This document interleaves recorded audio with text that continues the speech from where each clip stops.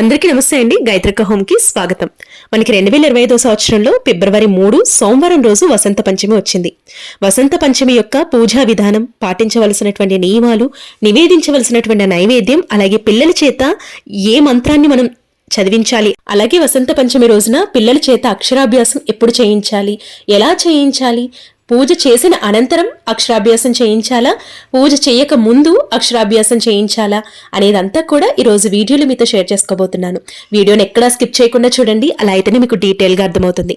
మన ఛానల్ని first time చూస్తున్నట్లయితే వెంటనే సబ్స్క్రైబ్ చేసుకోండి, పక్కనే ఉన్న బెల్ బటన్ని యాక్టివేట్ చేసుకోండి. చదువుల తల్లి సరస్వతీదేవి ఈ మాఘమాసంలో వచ్చినటువంటి శుద్ధ పంచమి రోజున జన్మించారు అని పురాణాలు చెప్తున్నాయి. మన పిల్లల భవిష్యత్తు కోసం, అలాగే పిల్లల చదువుల కోసం, చదువులో రాణించటం కోసం, మంచి మంచి ఉద్యోగాల కోసం, అలాగే వాక్ చాతుర్యం పెరగటం కోసం ఈ పూజని మనం భక్తి శ్రద్ధతో చేస్తాము. అలాగే పిల్లల చేత కూడా చేయిస్తాము. అయితే సరస్వతి అమ్మవారు శాంత స్వరూపిణి. పద్మంలో ఆసీనమయ్యి చక్కగా వీణ, జపమాల, అలాగే పుస్తకంలో అమ్మవారు ఆవిర్భవించారు. అమ్మవారిని స్మరించుకోవటం వల్ల, అమ్మవారి పూజ చేసుకోవటం వల్ల మనకి జ్ఞానం అనేది లభిస్తుంది. జ్ఞానం ఉండటం వల్ల మనం జీవితంలో ఎన్నో మార్పులు చక్కగా చూడొచ్చు. జ్ఞానం ఉంటేనే మన దగ్గర ఐశ్వర్యం ఉంటుందండి. ఐశ్వర్యం కూడా నిలవటానికి కూడా జ్ఞానం అనేది ఎంతో అవసరం. కాబట్టి మన పిల్లల్లో కానీ మన బుద్ధిలో కానీ మంచి మార్పులు రావాలన్నా, లేదంటే ఒక మంచి మార్గం రావాలన్నా సరస్వతీదేవి అమ్మవారి యొక్క పూజ ఎంతో విశేషం. మన పిల్లలకి ఎంత చదువు రాకపోయినా అమ్మవారి యొక్క పూజ, అలాగే మంత్రం రోజు పఠించటం వల్ల వారికి తప్పకుండా చదువులో రాణించడం జరుగుతుంది.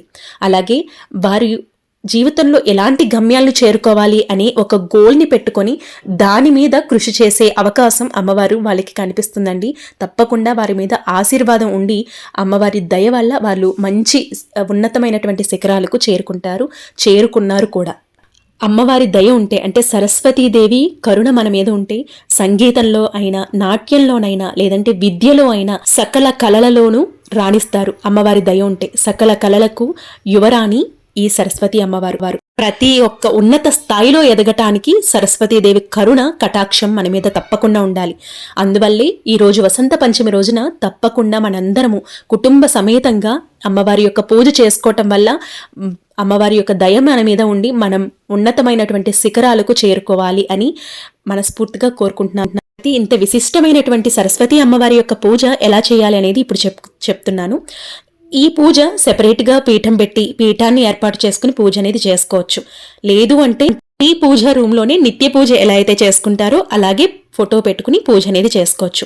అయితే ఫోటో ఉంటే ఫోటో పెట్టుకోవచ్చు, లేదు అంటే విగ్రహం ఉంటే విగ్రహం పెట్టుకోవచ్చు. ఇది కూడా లేదు అంటే సరస్వతీదేవి అమ్మవారు లక్ష్మీ స్వరూపమే కాబట్టి లక్ష్మీదేవి అమ్మవారి యొక్క పటం ఉన్న చక్కగా పూజ అనేది నిర్వహించుకోవచ్చు. మీరు సరస్వతీదేవి అమ్మవారి యొక్క విగ్రహం ఉంది అనుకుంటే పంచామృతాలతో అభిషేకం అనేది చేసుకోవచ్చు. అంటే పాలు, తేనె, నెయ్యి, పళ్ళ రసాలు వీటితో అభిషేకం అనేది నిర్వహించుకోవడానికి ప్రయత్నించండి. మీ పిల్లల చేత నిర్వహించండి, చాలా చాలా మంచిది. మీరు చేసే పూజలో తప్పకుండా మీ పిల్లల్ని కూర్చోపెట్టి పూజ అనేది చేసుకోవటం వల్ల వారికి చదువులో రాణిస్తారు. మళ్ళీ అన్ని సకల కళల్లో కూడా వాళ్ళు రాణించడం జరుగుతుంది. అమ్మవారికి తెల్లని రంగు అంటే చాలా ఇష్టం అండి. కాబట్టి తెల్లని వస్త్రాల్ని ధరించి, అంటే అభిషేకం పూర్తయిన తర్వాత తెల్లని వస్త్రాన్ని ధరించిన తర్వాత చక్కగా అమ్మవారిని అందంగా అలంకరించి, మీ దగ్గర తెల్లటి పుష్పాలు ఉన్నాయనుకుంటే తెల్లటి పుష్పాలతో అందంగా అలంకరించండి. లేదు అంటే మీ దగ్గర ఉన్న పుష్పాలతో అమ్మవారికి పూజ అనేది చేసుకోవచ్చు, ఇబ్బంది ఏం లేదు. ఈ పూజలో చిన్నపిల్లల్ని కూర్చోపెట్టి పూజ చేయించాలని చెప్పాను కదండి. అయితే మంత్రాలు కానీ మనం పలికే ఏదైనా ఒక ఉచ్చారణ కానీ వాళ్ళకి సరిగ్గా రాకపోతే ఏం చేయాలక్క అని కూడా అడుగుతున్నారండి. మీరు చదువుతూ వాళ్ళ మనసులో ఓం సరస్వతీ దేవి అయి నమః అనుకుని కూర్చోమనండి, లేదంటే అమ్మవారి పూజ చూస్తూ కూర్చోమనండి, సరిపోతుంది. అలాగే చక్కగా ఈ విధంగా అందంగా అలంకరించుకున్న తరువాత అమ్మవారిని నేను ఇక్కడ ఒక బౌల్లో బియ్యం వేసి అమ్మవారిని కూర్చోపెట్టానండి. తరువాత పసుపు కుంకుమ పెట్టి, అదేవిధంగా పద్మంలో దీపపు కుందను పెట్టి ఇక్కడ నేను అన్నీ కూడా అమర్చుకుంటున్నాను. తర్వాత మనం ఏ పూజ చేసినా, ఏ వ్రతం చేసినా వినాయకుడిని పెట్టుకుని పూజిస్తాం కాబట్టి వినాయకుడిని కూడా ఇక్కడ ఈ విధంగా పెట్టుకున్నాను. ఈ విధంగా అన్నీ కూడా పూలతో అందంగా అలంకరించుకుంటున్నాను. మనం ఎంత ఆడంబరంగా చేశాము, ఎంత అట్టహాసంగా చేశాము అనేది ముఖ్యం కాదు, ఎంత భక్తి శ్రద్ధతో పూజ అనేది చేశాము అనేది ఇక్కడ నేను మీతో షేర్ చేస్తున్నాను. చాలా సింపుల్గా ఉంటుంది పూజ, అలాగే మనం చాలా చేసుకోవటానికి చాలా వీలుగా ఉంటుందన్నమాట. ఎక్కువ అలంకరణ లేకుండా ప్రశాంతంగా పూజ అనేది చేసుకోవచ్చు. ఈ విధంగా అందంగా అలంకరించుకోవాల్సి ఉంటుంది. ఒకవేళ మీ ఇంట్లో కనుక వీణ ఉంది అనుకుంటే వీణని కూడా అమ్మవారి యొక్క పూజ ఎక్కడైతే చేస్తారో అక్కడ ఉంచడం కూడా చాలా మంచిదండి. ఎందుకంటే అమ్మవారు వీణతో మనకి అందరికీ కూడా దర్శనం అనేది ఇస్తారు కాబట్టి తప్పకుండా ఇన్స్ట్రుమెంట్ ఉంటే కనుక అక్కడ పెట్టుకోండి. లేదంటే మీ దగ్గర ఎలాంటి ఇన్స్ట్రుమెంట్స్ ఉన్నా కూడా అమ్మవారి దగ్గర పెట్టుకోండి, చాలా మంచిది. ఎందుకంటే సకల కళలకు అమ్మవారు అధినేత్రి కాబట్టి తప్పకుండా మనకి కళల్లో రాణించాలన్నా, లేదు అంటే మనం అనుకున్నటువంటి శిఖరాలకు మనం చేరుకోవాలి, మన గమ్యాలకు మనం చక్కగా ఎలాంటి అవరోధాలు లేకుండా చేరుకోవాలి అన్న అమ్మవారి దయ తప్పకుండా మన మీద ఉండాలి. కాబట్టి అమ్మవారికి భక్తి శ్రద్ధతో పూజ అనేది చేయండి. చాలా వరకు కూడా మన విజయానికి కారణమవుతారు అమ్మవారు. మంది పిల్లల్లో ఎంత బాగా చదివినా కూడా మార్కులు సరిగ్గా రాకపోవటం, లేదంటే బాగా కష్టపడినా ఆ టైంకి అంటే ఎగ్జామ్స్ వచ్చే టైంకి మర్చిపోవటం, ఇట్లాంటివి జరుగుతూ ఉంటాయండి. ఇలాంటివి మనం కూడా ఫేస్ చేసే ఉంటాము. ఎందుకంటే మనం ఎగ్జామ్స్ రాసినప్పుడు కరెక్ట్గా ఆ టైంకి మనం ఎగ్జామ్ హాల్లో ఆన్సర్స్ అనేవి మర్చిపోవటం, ఇట్లాంటివి జరుగుతూ ఉంటాయి. కొంతమందికి వాక్ చాతుర్యం సరిగ్గా ఉండదు, బాగా చదివినా కూడా వాక్ చాతుర్యం సరిగ్గా ఉండదు, కమ్యూనికేషన్ స్కిల్స్ అనేవి సరిగ్గా ఉండవు. అంతేకాకుండా ఏదైనా సమస్యని సమయస్ఫూర్తితో ఎదుర్కొనే అవకాశం అనేది పిల్లలకి రావాలి అంటే అమ్మవారి దయ తప్పకుండా ఉండాలి. కాబట్టి వాళ్ళ పేరుతో మనమే పూజ అనేది చేయాలండి. ఎందుకంటే మన పిల్లల భవిష్యత్తు మన చేతుల్లోనే ఉంటుంది. కాబట్టి ఇలాంటి పూజలు చేసుకోవటం, అమ్మవారి యొక్క నామాన్ని స్మరించుకోవటం, అమ్మవారి యొక్క ఏదైతే మంత్రం ఉందో ఆ మంత్రాన్ని స్మరించుకోవటం వల్ల మనకి ఉన్నటువంటి ఆటంకాలు, మన పిల్లల చదువులకు ఉన్నటువంటి ఆటంకాలన్నీ కూడా తొలగిపోతాయి. అమ్మవారి కరుణ మన మీద ఎప్పుడూ కూడా ఉంటుంది. ఇక్కడ దీపారాధన కోసం అని చెప్పి 9 ఒత్తులని ఒక ఒత్తుగా చేసి దీపారాధన చేసుకోవాలి. అయితే ఈ దీపారాధన చాలా చాలా విశేషం. కాబట్టి తెల్లటి ఒత్తులతో 9 ఒత్తుల్ని కలిపి ఒక ఒత్తుగా చేసుకోవాలి. ఇది గుర్తుపెట్టుకోండి. 9 ఒత్తుల్ని ఒక ఒత్తుగా చేసుకుని చక్కగా ప్రమిదలో పెట్టి మీరు దీపారాధన అనేది చేయవలసి ఉంటుంది. నైవేద్యానికి వచ్చినట్లయితే పాలని, లేదంటే తెలుపు రంగులో ఉన్నటువంటి నైవేద్యాన్ని అమ్మవారికి నివేదించవచ్చు. అంటే పాలని కానీ, క్షీరాన్నం కానీ, లేదంటే పాల తాలికలు కానీ, ఇట్లాంటివన్నీ కూడా అమ్మవారికి తెలుపు రంగులో ఉన్నటువంటి కొబ్బరన్నం కానీ, ఇట్లాంటివన్నీ కూడా అమ్మవారికి చక్కగా నివేదించుకోవచ్చు. ముందుగా మనం ఏ వ్రతం చేసినా, ఏ పూజ చేసినా వినాయకుడిని స్మరించుకుని పూజ అనేది చేస్తాం. కాబట్టి వినాయకుడిని మనసులో స్మరించుకుంటూ దీపారాధన అనేది చేసుకోవాల్సి ఉంటుంది. అలాగే వినాయకుడికి శ్లోకాలు, స్తోత్రాలు చదివి పసుపు, కుంకుమ, అక్షింతలు, గంధము, వస్త్రము అన్నీ కూడా సమర్పించి పంచోపచార పూజ చేసుకోవాల్సి ఉంటుంది. ఈ పూజని మీ పిల్లలు చేయగలిగితే కనుక మీ పిల్లలతో చేయించండి. లేదు అంటే మీ పిల్లల్ని కూర్చోపెట్టి మీరు పూజ చేస్తూ ఉన్నప్పుడు వాళ్ళు చూసినా సరిపోతుంది. వినాయకుడికి పూజ కంప్లీట్ చేసుకున్న తరువాత ఇప్పుడు సరస్వతీదేవి అమ్మవారి యొక్క పూజ చేసుకోవాలి. సరస్వతి అమ్మవారి యొక్క పూజ చేసుకునేటప్పుడు స్వామి అమ్మవారి యొక్క అష్టోత్తరాలన్నీ కూడా చదువుకొని, ముందుగా గణపతికి పూజ చేస్తాం కాబట్టి గణపతి వారి యొక్క అష్టోత్తరాలన్నీ కూడా చదువుకోవాల్సి ఉంటుంది. అలాగే తర్వాత సరస్వతి అమ్మవారి యొక్క అష్టోత్తరము, అలాగే పాటలు, చక్కగా శ్లోకాలు, స్తోత్రాలన్నీ కూడా పఠించుకోవాలండి. చాలా మంచిది. ఒకవేళ ఇవేమీ రావనుకోండి, ఓం సరస్వతియే నమః అనుకుంటూ చక్కగా అమ్మవారికి పూజ అనేది చేసుకుని, అమ్మవారి యొక్క పూజా ద్రవ్యాలు, ఇష్టమైనటువంటి పూజా ద్రవ్యాలు ఏవైతే ఉన్నాయో అంటే తామర గింజలు కానీ, పసుపుతో కానీ, కుంకుమతో కానీ, లేదంటే చిట్టి గాజులతో కానీ, వీటితో అమ్మవారికి అర్చన అనేది చేసుకున్నా చాలా మంచిది.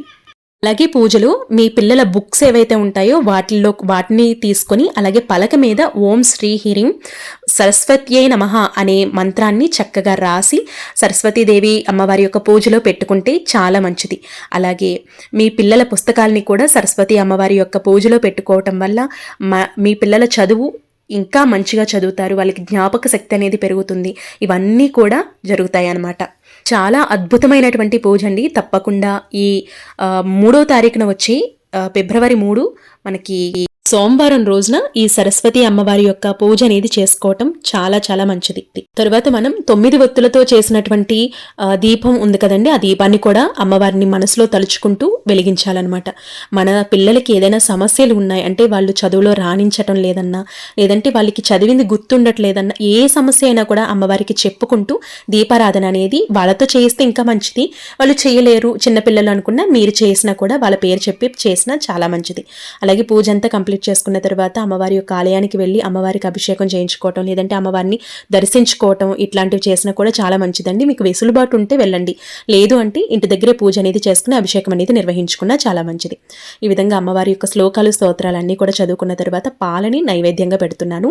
మీరు క్షీరాన్నం కానీ, పరమాన్నం కానీ, లేదంటే కొబ్బరి అన్నం కానీ ఇవన్నీ కూడా నైవేద్యంగా పెట్టుకోవచ్చు. తెలుపు రంగులో ఉన్నటువంటి ఏవైతే నైవేద్యాలు ఉంటాయో వాటిని నైవేద్యంగా పెట్టుకోవచ్చు.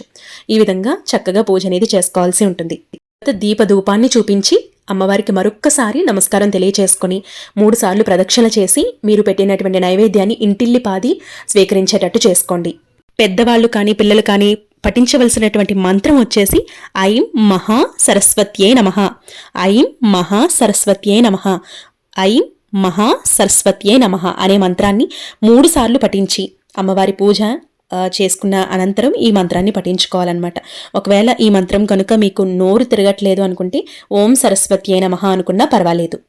ఈ విధంగా చక్కగా పూజ అనేది చేసుకోవాల్సి ఉంటుంది. చాలా మంది ఈరోజు అక్షరాభ్యాసం చేయించుకుంటూ ఉంటారండి. చిన్నపిల్లలు ఉన్న ఇళ్లలో అక్షరాభ్యాసం అనేది చేస్తూ ఉంటారు. అయితే ఈ అక్షరాభ్యాసం ఎప్పుడు చేయాలి అనే విషయానికి వచ్చితే వసంత పంచమి చాలా మంచి రోజు.